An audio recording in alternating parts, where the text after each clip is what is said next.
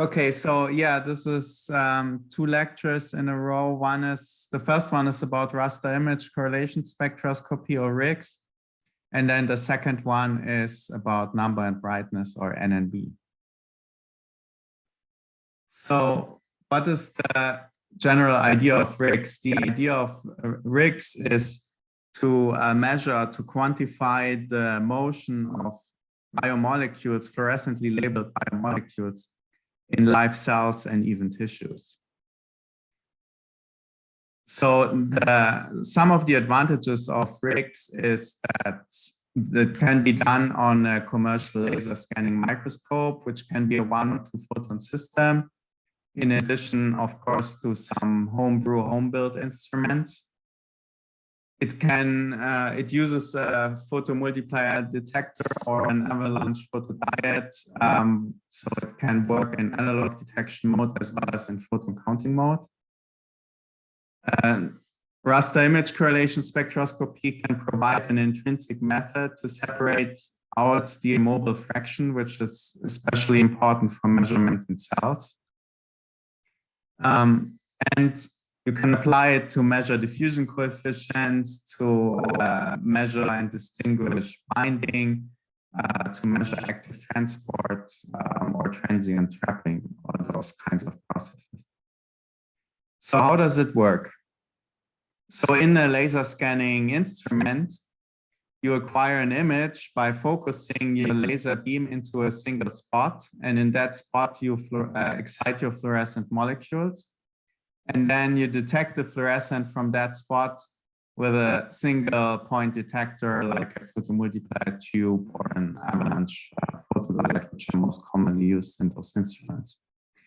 And yeah, in this, you just get the signal from a single spot. So in order to get a 2-dimensional image, you need to scan your sample pixel by pixel and line by line, which you can do either by moving the sample itself or by moving the laser beam, for example, with galvo mirrors. The latter is preferred for RICS because, as you will see later, you need to have, depending on how fast your molecules of interest move, you have to have a certain speed that you're scanning the image with. So here's just an illustration of the scanning process. So we start at some origin, and then we scan a line, raster it pixel by pixel. Then the laser jumps back again to the origin, and not the origin, to the left, but one line down, and then we scan the next line, and so on and so forth, to in the end get one full image. And then we go back to the origin to scan the next image of the same region of interest. So what raster image correlation spectroscopy is exploiting is that because we are scanning the image, which takes time, this image contains an intrinsic time structures.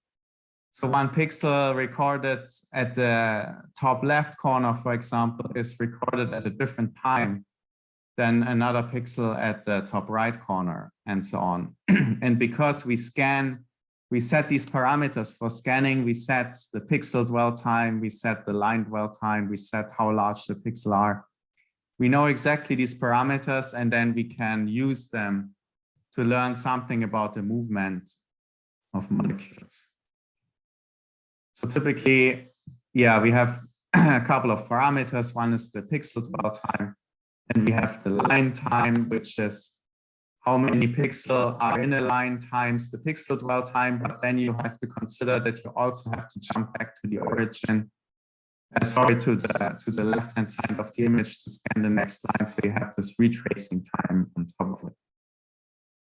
And here on the right, you can see an example of such a laser scanned image, which shows a part of a cell expressing a fluorescent protein. Okay, so how can we get some information about the movement of molecules? Well, consider that you start scanning your image. Consider this the red point here on the left corner of the screen. Let me change this to pointer. Okay, here we go. And let's consider we also have a molecule in that spot at the time we start scanning. So now if we have slow diffusion, the molecule is able to follow or move the same way as the laser beam. There's a statistical chance for this happening. But the laser beam scans at a constant velocity, whereas the diffusion only goes with the square root in case of free diffusion. So if it's slow, at some point the laser beam will always overtake the molecule. So we may get a signal in the second pixel and maybe the third, but not pixel number 4 and so on from the same molecule. So if we calculate the spatial correlation for this kind of scenario, we are starting with a high probability to find the same molecule again in a neighboring pixel. But then it declines, and it declines rapidly because the laser moves away pretty fast and there's less and less chance to find that same molecule at a pixel further away. So now consider the same situation, but now assuming that the molecule can diffuse fast. So now there's a chance that we not only find the molecule in pixels, say 2 and 3, but also 4, 5, 6, and 7. So how does the spatial correlation in this case look like? This is represented by the red curve here. So again, we start with a certain probability to find the same molecule, and then it continues. So even at later pixel, it's not 0 yet because the molecule is fast enough to follow the laser beam. Of course, you have to take into account that this is a statistical method. For example, in the case of free diffusion, there's no reason that the molecule shouldn't go in the opposite direction as the laser beam. And of course that happens, but we are considering many molecules. So as an average, there is a certain probability that it will go the same direction as the laser. So how do we calculate the spatial correlation? Well, what we are considering is the probability for a molecule to move a certain distance. So this distance can be, for example, just 1 pixel distance from left, right, and right, left. And we are typically doing this analysis in a whole region of interest. So an area of a number of several numbers of pixels. So we repeat this calculation for all pixel distances of 1 for this small sub-image. And this will give us the average time it takes a molecule to move from 1 pixel to the next. And then we are doing the same operation for 2 pixel distance, 3 pixel distance, and so on for the whole image or sub-image. Then we are doing all the line combinations. What is the chance for a molecule to move from one line to the next? And then, of course, the combination of pixel and lines. So how does this look like mathematically? So we have our image, and now we correlate this basically with itself, but at a certain pixel and line shift. So we shift the image by 1 pixel, for example, multiplied with itself, then shift it by 2, again, do the same operation again, do it for all lines, and do this operation for all shifts in X and Y direction. And then the number that we get for each pixel delay is normalized by the average intensity squared. So this is the basic autocorrelation function principle. Okay, so if we do this for 1 frame, we get our 2-dimensional spatial correlation function, which will show how to analyze in terms of interpreting it for any movement of molecules. But just a note here, typically just collecting 1 frame is not enough for signal-to-noise reasons. Because in cells, if you are dealing with, for example, fluorescent proteins, they're not that bright. So what we typically do is acquire a series of frames in the same plane. So maybe 50 or 100 or maybe even 200 frames, depending on the signal to noise level. And then we calculate the spatial correlation for each of them and then take the average.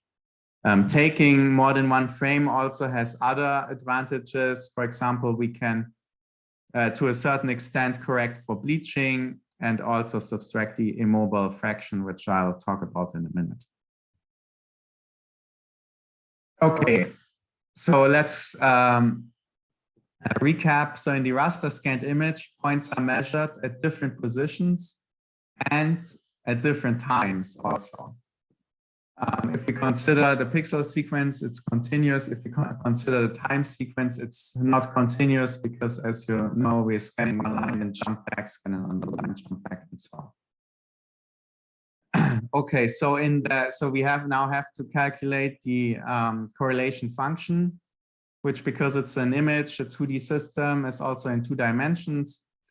But if you look at the formula for single point FCS, it will look very familiar. So we have the intensity at a certain location, XY, multiplied with the intensity at XY, but plus a certain pixel shift and plus a certain line shift.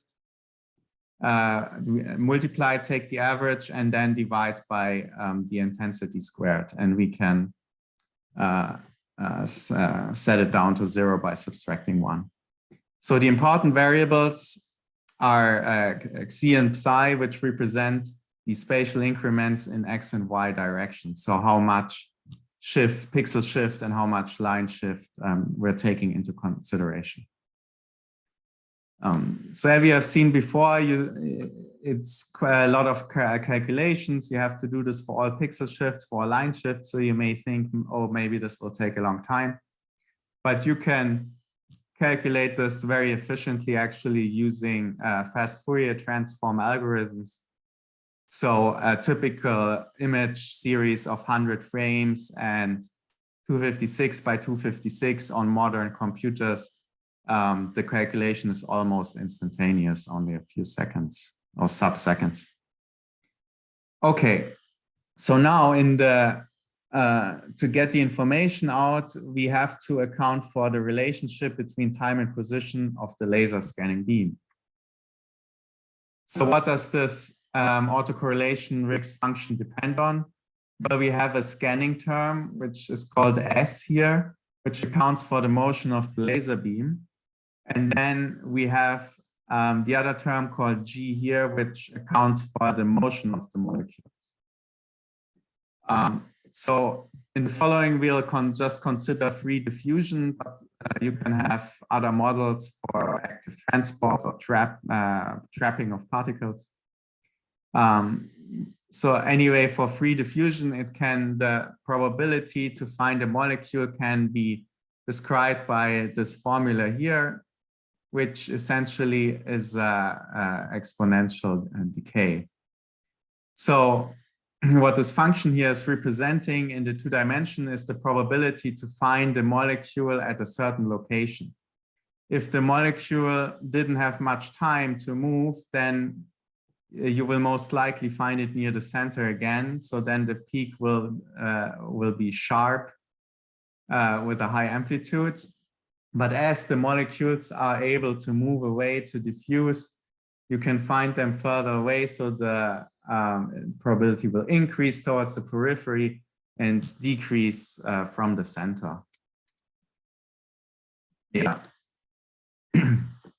And if you have fast diffusion, this process will happen fast as a function of time.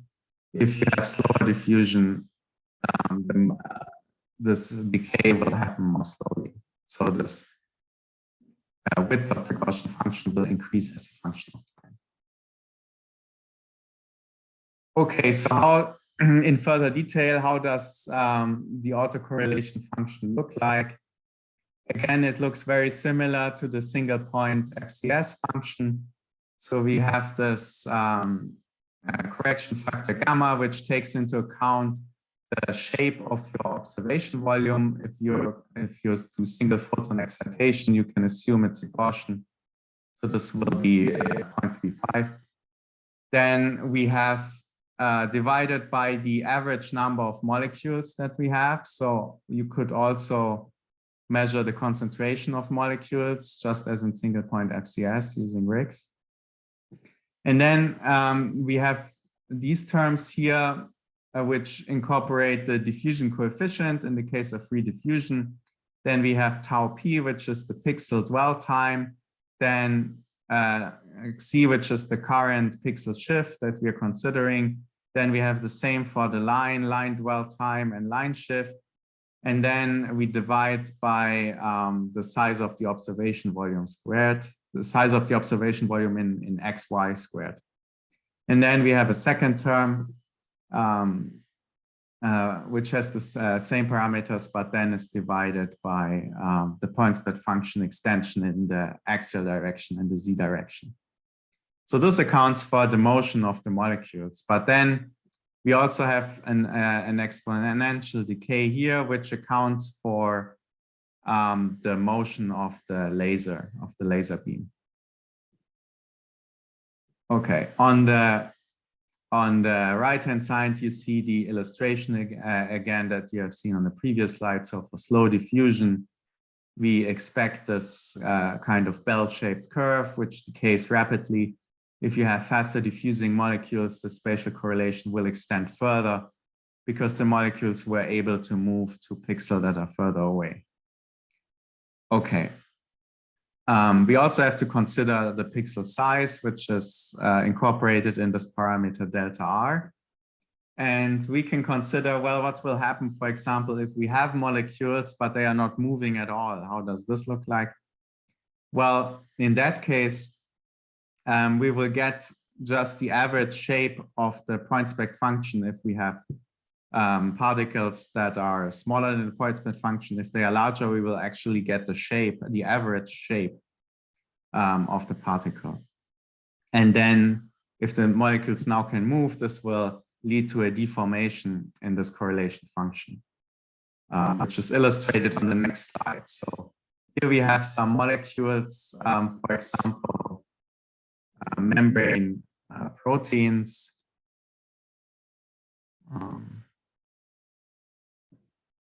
Just wanted to, oh, here we go. Okay, so here this is simulated a very slow diffusion, 0.1 micrometer squared per second, which, for example, could be membrane proteins.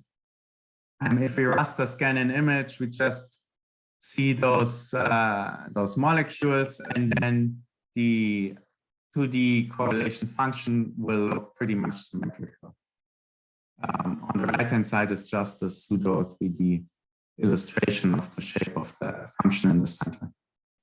Okay, now let's go a bit faster. So the next row is a simulation of diffusing molecules at 5 micrometers squared per second, which, for example, could be beads in an accurate solution. And now you can already see that there's some distortion in the image. And this is because you're scanning the image line by line, but at the same time, the particles were able to move to a different location. That is why you get this distortion in the pattern. If we calculate the correlation function, you will see this. It will manifest itself as a compression of the function between lines and an elongation between pixels.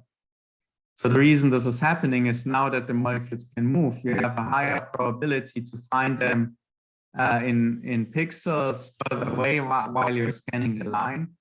But at the same time, because it takes quite long to complete the scan of the entire line and go back to the next line, the molecule most likely is already gone by the time you arrive at the next line. And this is why you have a compression in the y direction of the function. Okay, now let's go to something really fast, which is the diffusion of, for example, green fluorescent protein in accurate solution, which at room temperature is about 90 micrometers squared per second. Now, if you look at the scanned image, if I didn't tell you what it is, you would just say, oh, it seems like some kind of random noise. But now the reason is you have these stripes is that you are able to follow the motion of the molecule in one line, but then once you arrive at the next line, it's already gone. And this is exactly what you see in the correlation function. You see the strong compression in bidirection and then a strong elongation on the pixel in X direction in this case.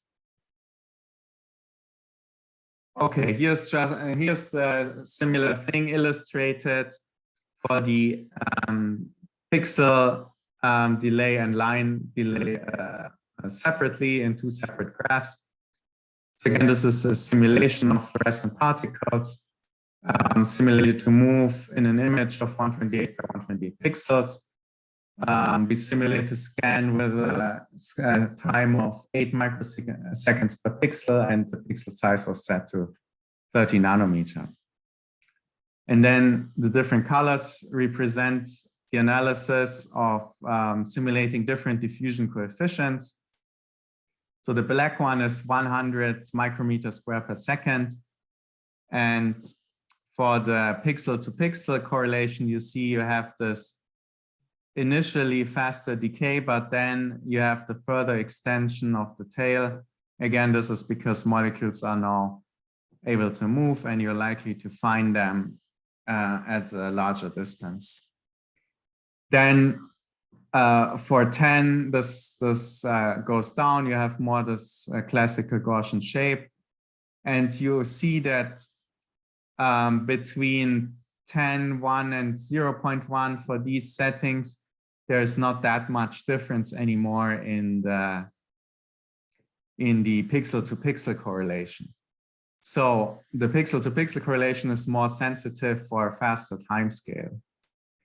If you look at the line-to-line correlation, you see for the very fast diffusion, for 100 micrometers square per second, the black dots, you almost get no line-to-line correlation. But then it increases and you have a stronger difference for the slower diffusion. So the line-to-line correlation is more sensitive for the slow processes. So this is kind of nice because you are having it as a 2D system. You're exploring two different time scales, the microsecond time scale typically for the pixel to pixel and the millisecond time scale typically for the line to line. So you have access to a broader suitable range to get the diffusion coefficients of molecules. Okay, so what parameters should you use to set up your laser scanning microscope? Depends a bit on how fast the molecules of interest are moving. Of course, now this is what you want to measure. So maybe we don't know in the beginning what the range is. I mean, you can have some general ideas. If it's in the membrane, it will probably be slower than in the cytoplasm.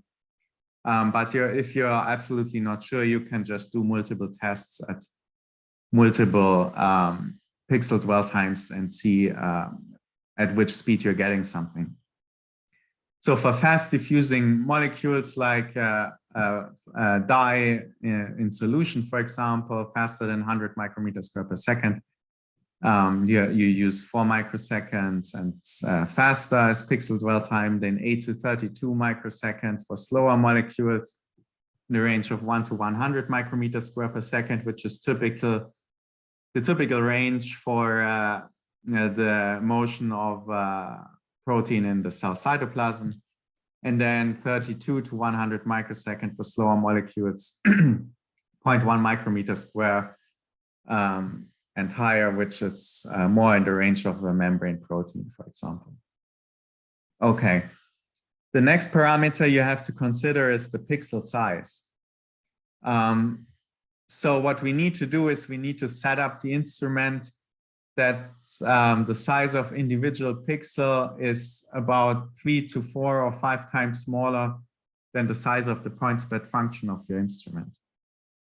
If you're using a high numerical aperture lens, which you should in this case to get as many photons as you can, the size of that point breadth function will be in the range of maybe 250 to 300 nanometer.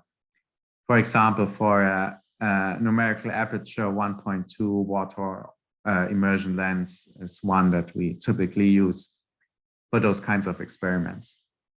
And the reason you need to set up your pixel size smaller than the point spread function is that you need to sample the curves. So you need a couple of points to be able to fit the data. If all the data is compressed in one point, you cannot do any quantification of your data.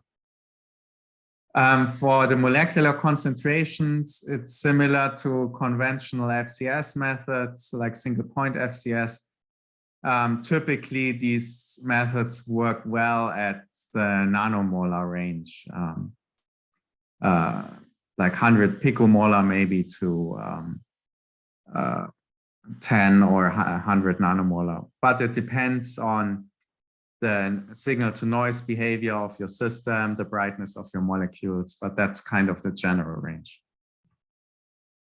So here's illustrated what happens if the parameters you set do not match the motion of the molecules. So the first example on the top, the scanning speed was set too slow. So this 100 microsecond dwell time per pixel was used to measure diffusion coefficient of a dye of 300 micrometers per second.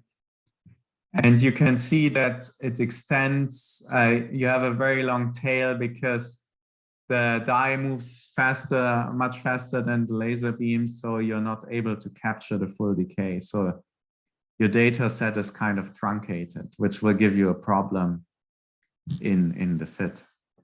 The other example on the bottom row is here that, as just mentioned, the pixel size should be smaller than the point spread function size. If you're not doing that, for example, here the pixel size was set equal to the point spread function size, then your data gets all compressed into a few pixels and you're no longer be able to accurately get the information of the diffusion coefficient from the shape of this function that you are trying to fit.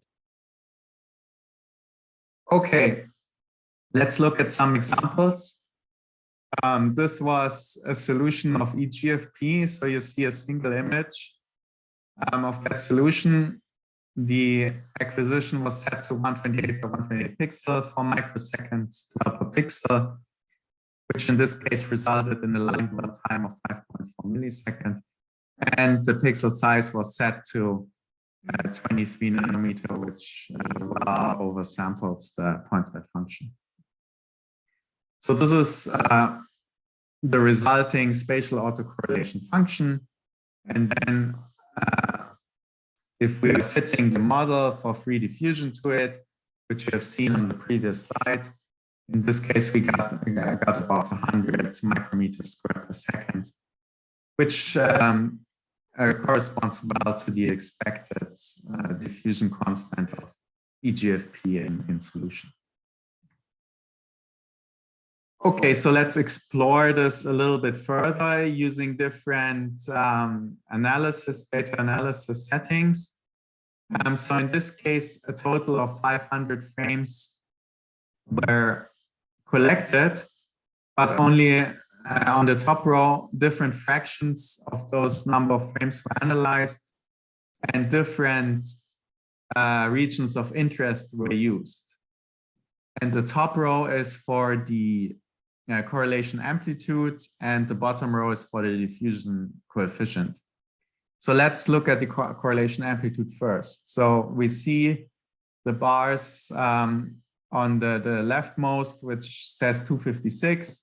So here we took the full image of 256 by 256 pixel and analyzed different numbers of frames. And you can see that you pretty much get the same amplitude independent more or less how many frames you were taking into account. Then a smaller region of interest was analyzed, only a quarter, 128 pixels.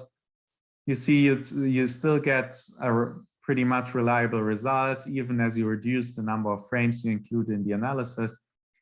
but you already can see that the error increases the less frames you're using.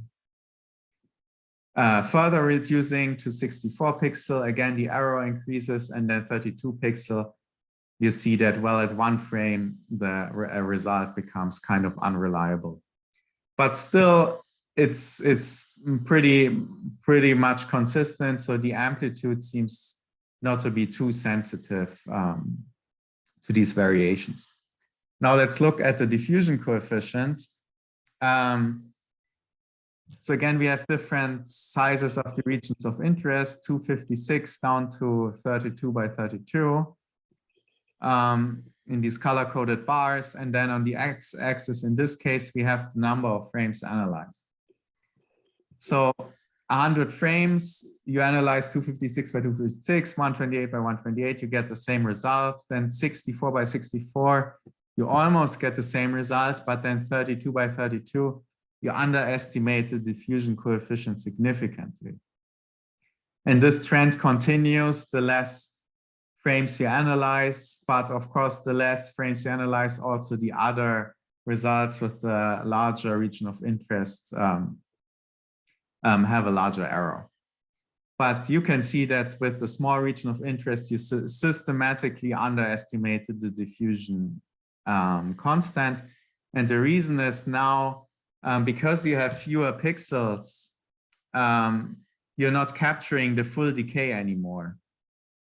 So then basically in the fitting, there's a part of the function that's missing, and that is what is leading to this underestimation of the diffusion coefficient. Now, this was an example of EGFP, which is diffusing rather fast. So in this case, because it's diffusing rather fast, you need a relatively large region of interest to analyze to be able to capture the movement of the molecule. If you would have something that moves slower, you could potentially analyze smaller regions of interest because the molecules were not able to move that far.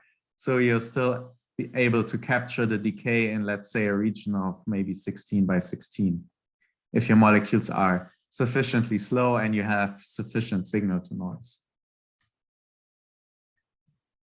Okay, so yeah, RICS analysis in general can give you those two parameters. One is the average number of molecules in the observation volume, which you can convert to a concentration once you know the size of your point-spread function. The other one was the motion parameter, which can be a diffusion constant in the case of free diffusion. So let's look at the concentration measurement via RICS. So this was a solution of fluorescein in a buffer. And as a reference, an absorption measurement was taken to calculate the concentration of the solution, and then a RICS measurements were taken of the same dilutions. And as you can see, you get a nice correspondence, a nice linear scaling as you would expect. So you can also quantify concentrations using the RICS methods. Okay, so far what you have seen were all either simulations or measurements of fluorescent proteins or dyes in solution. So what happens in cells, which is the interesting part? So in cells, we have some other things to consider. For example, cells can have an immobile fraction. So you can have some molecules that give you fluorescent signal that don't move. They are just sitting in the same place, more or less. And then you have other molecules that will also contribute to your fluorescent signal that are actually moving. And these are the ones that you are interested in measuring. So we have typically this immobile fraction in cells, and we need some way to correct for that. Because otherwise, these spatial features of the cell will give you a strong correlation pattern that overshadows the pattern from the motion of the molecules that you actually want to measure. So how can we separate out this immobile fraction before doing the calculation? Well, first, a few considerations. So if there's a truly immobile bright region, the intensity fluctuates according to the Poisson distribution due to shot noise. You just have molecules that are sitting there, you excite them, they emit photons, which are single particles, and so you can assume a Poissonian distribution. And so the time correlation of the shot noise is, the time correlation of shot noise is actually 0, with the only exception of the 0 time point. So actually, we always have to include the point of 0 pixel delay. So we also we can only analyze the non-zero pixel and line delays. So the spatial correlation of the intensity at any 2 pixels due to shot noise is 0, even if the 2 points are within the point split function. So that's a positive. So we actually should not get correlation just from that. So the idea is, if we subtract the average intensity and disregard the 0 point, the immobile fraction should disappear from the correlation function. There's only one small caveat, which is you have to be careful for analog detection, because there can be a correlation in the noise, actually. So in the analysis, you may have to jump a couple of pixels to avoid this detector correlation. Okay, so how does the calculation work? So we record a series of images in the same plane, maybe 100 images, and then we take the average of this time stack of images. So for each pixel, we calculate the average fluorescence intensity collected in that point. Then from each individual image, which here is called I with subindex I, we subtract this average, which represents the immobile fraction that always has the same intensity because it doesn't move. However, this calculation can yield negative values, because now in each frame you can have more or less signal, whereas the average is this constant value of this in this pixel. So what we need to do is we need to add back in a value, and we can just take the global intensity of the entire image stack and add that back in. That will so basically introducing an offset, which will not at all change our correlation function. So down here on the right is the formula that you have. So we subtract the immobile fraction by taking the average of all image frames that we collected. Then for each image frame, we subtract this average in each pixel, and then we add a constant, which we typically set to the global average of all frames and all pixels. And then this image stack, which is now corrected with the immobile fraction subtracted, can then be subjected to the RICS analysis. So on the top right, you have this illustrated on the in those 3 panels. On the left-hand side, the immobile fraction subtraction was not performed. So you see a very strong correlation pattern corresponding to the average shape of the cell, which you see on the left here. Then the middle represents the average of those images taken of the cell. And if that is subtracted before, we end up with the correlation function seen on the right, which now only contains the contribution of the molecules that are actually moving around within the cell. So this is one reason why it's in RICS good to take more than one image, because we're able to do to subtract the immobile fraction. Another issue that can happen in cells is photobleaching. So while you're acquiring the image, you're illuminating your molecules, and they can eventually photobleach. And this results in an overall reduction in the fluorescent signal. So again, if we do this average subtraction, we can kind of correct for that. So how does that work? Well, instead of taking just the average of the entire image stack, so average frames 1 to 100 and subtract that, we split it up. We calculate, for example, the average only between frames 1 to 10. And then we subtract that from, let's say, frame 5. And then for frame 6, we would subtract the average between frames 2 and 11. And from 7 between 3 and 13, and so on and so forth. So by doing this average subtraction in kind of a moving average, rolling average fashion, we can correct for the bleaching as we subtract less and less as we get less and less signal. Yeah, so this is another very nice advantage of the method, that you can correct for bleaching as long as it's not too severe. I mean, if you bleach down to 0, of course, there's no more signal left for you to analyze. So it can work to a certain extent. Okay, here's some example of the removal of immobile structures, or also slow-moving structures, which can also appear in cells. So these are focal adhesions, and RICS was analyzed in this region marked by the red square. Here you see the zoomed-in image, and then this was calculation of the spatial autocorrelation function without removal of the immobile fraction.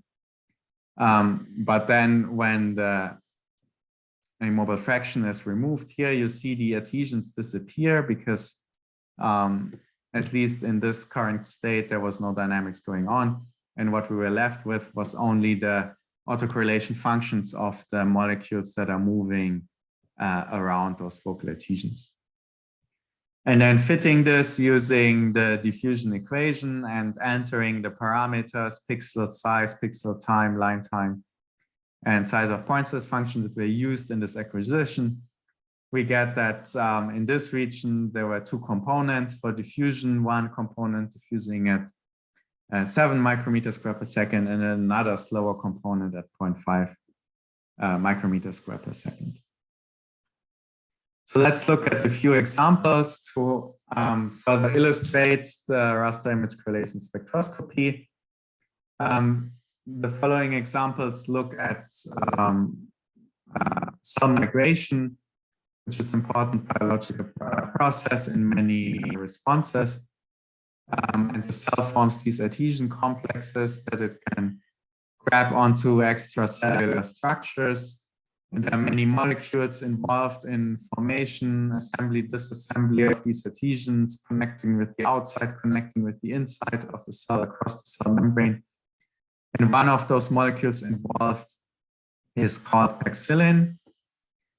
And this was fluorescently tagged by using fusion construct, where the DNA for paxillin was fused to the DNA encoding for the green fluorescent protein, and then expressed in CHOK1 cells.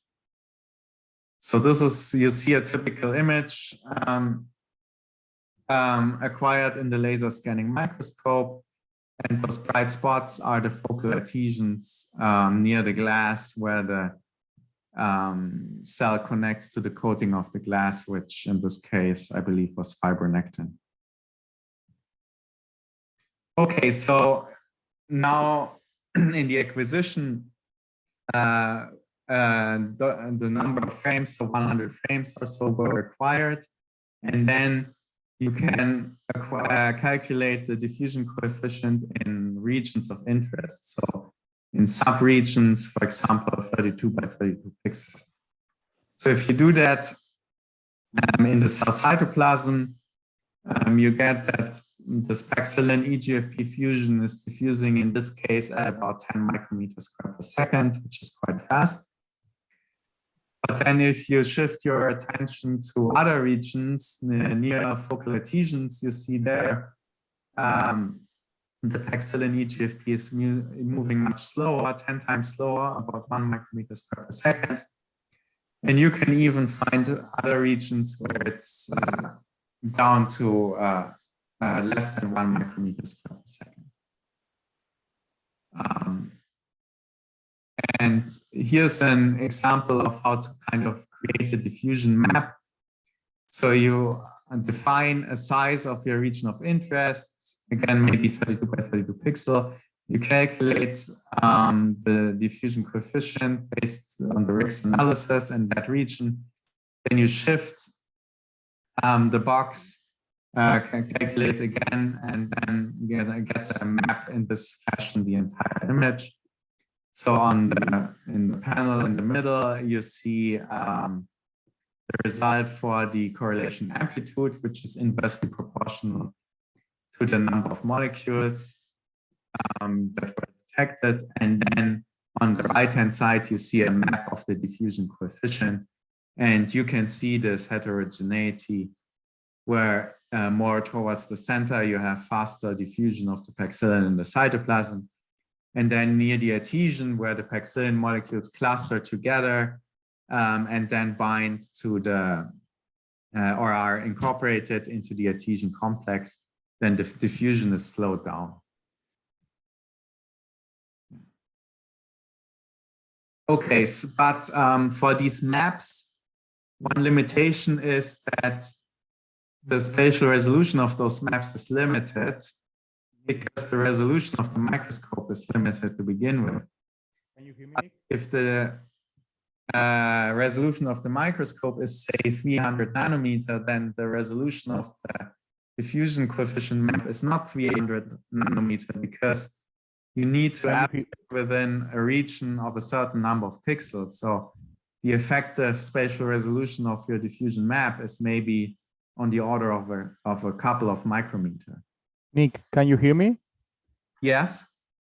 We are more or less on time. I don't know how much is left because we are on the 45-minute more or less ready. Mm-hmm.